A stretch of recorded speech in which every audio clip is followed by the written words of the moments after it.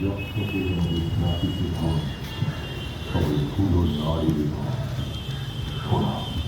সেটা অনেক দিনের মরার হবে, পৃথিবী তাকে কবর দিয়ে রেখেছিল। আমাদের সেই মরা ধনের সব সামলা হল তার প্রেমকে বশ করতে চায়।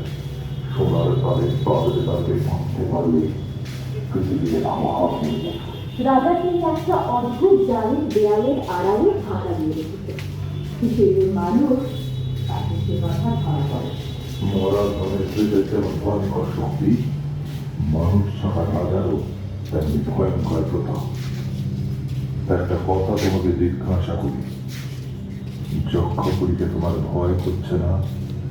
ভয় করবে কেন?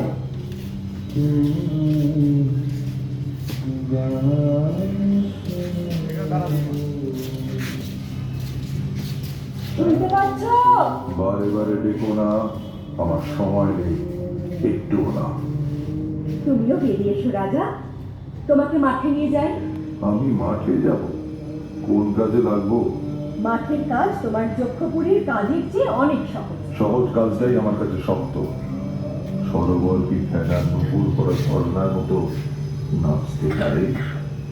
যাও যাও যাও। পৃথিবীর এই মরা ধন নিয়ে দিন রাত নড়াচড়া করতে তোমার ভয় হয় না?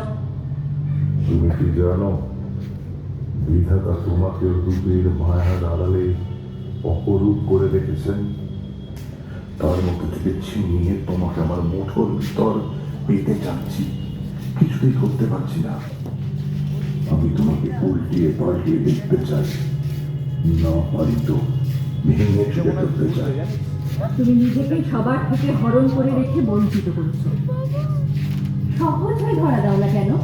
নিজেকে গুপ্ত দেখে বিশ্বের বড় বড় মলখানার মোটা মোটা জিনিস চুরি করতে বসেছি।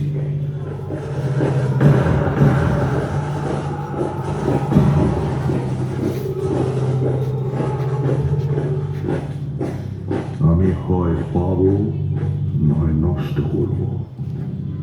যাকে পাইনে তাকে দয়া করতে পারিনি, তাকে ভেঙে ফেলাও খুব একরকম করে পাওয়া।